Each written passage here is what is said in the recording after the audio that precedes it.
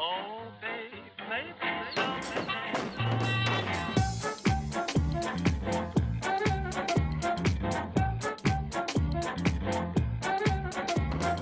Oh, babe, maybe so.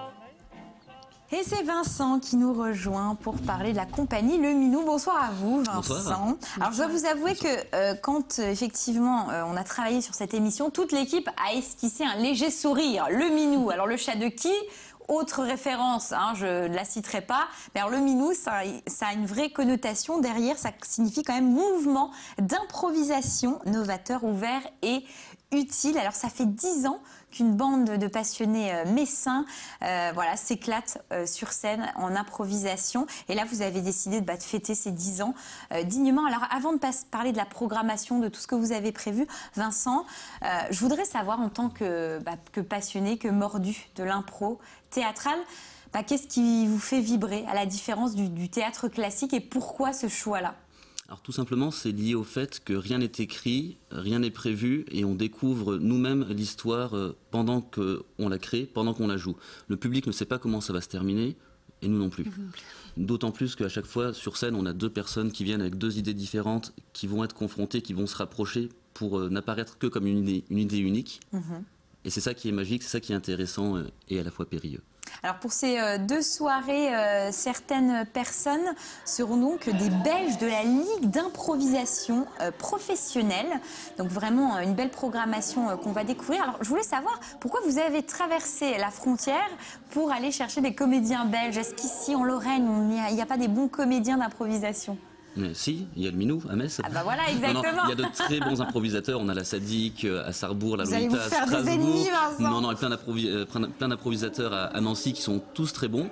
Et simplement, comme on va un petit peu partout en France et en Europe, alors j'entends au Luxembourg, en Belgique, en Suisse, on crée des contacts, il y a des affinités qui se font, qui naissent, et on les invite chez nous, ils nous invitent chez eux ensuite.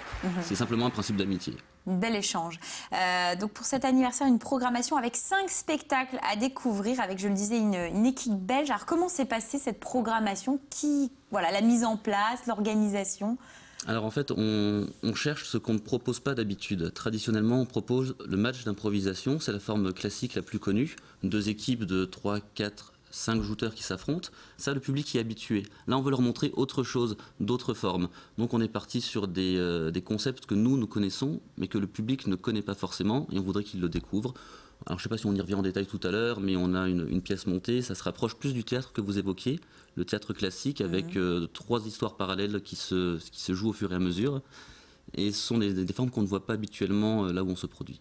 Le but de cet anniversaire, c'est aussi dérouter, marquer les esprits et prouver que l'impro, c'est génial et ça a tout autant sa place que le théâtre classique, c'est ça ? C'est inviter les gens à découvrir ça ? Tout à fait. Alors c'est évidemment un prétexte pour un moment de plus de convivialité. Mais là, on voulait marquer le coup en étant encore plus proche des spectateurs. Alors en proposant 2 spectacles gratuits, c'est une chose, mais surtout un spectacle où eux vont monter sur scène. Ils mettront leur nom dans un chapeau, on le tirera vraisemblablement, ils viendront jouer avec nous. Et ils vont découvrir l'improvisation comme ça. Alors 2 spectacles gratuits, Impro Jam et Impro Trading, qu'est-ce que c'est exactement ? Alors l'impro jam, c'est ce que j'évoquais. Des jouteurs qui ont l'habitude de jouter mettent leur nom dans un chapeau, et des gens du public aussi. On tire ça au hasard, ils viennent jouer sur scène, ils retournent dans le public et ils reviennent, ça sera un petit échange sympathique. Il n'y aura pas de pression, il faut qu'ils viennent sans peur. Comment ça se passe au niveau des thématiques ? L'idée, c'est de choisir un thème et après de travailler autour ? Le thème, c'est l'arbitre qui le donne. Au cours d'une soirée, il va donner 5, 6, 7, 8 et en général une vingtaine de thèmes. À chaque fois, on va improviser dessus.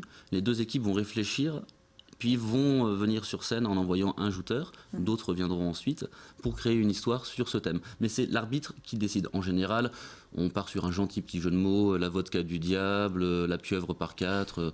Voilà, c'est pour donner une base de travail à ce qu'on va produire ensuite. Et l'idée, c'est de toucher le public, parce que c'est vrai que dans une pièce de théâtre classique, en règle générale, on a toujours un thème qui est développé, mais il y a aussi différentes formes. On a envie de faire rire, on a de la comédie dramatique. Comment ça se passe dans l'improvisation ? Est-ce que finalement, c'est nous, pareil, en tant que comédiens, c'est vous qui décidez de donner telle ou telle émotion et de partir dans une comédie dramatique plus que dans l'humour, par exemple ? Majoritairement, on se retrouve à 98% avec de l'humour ou des choses qui se veulent drôles, parce que c'est ce que vient demander le public. Mais vous aurez aussi des catégories dites dramatiques où on aura l'interdiction de faire rire le public, sinon on prend une faute, l'interdiction de rire entre nous.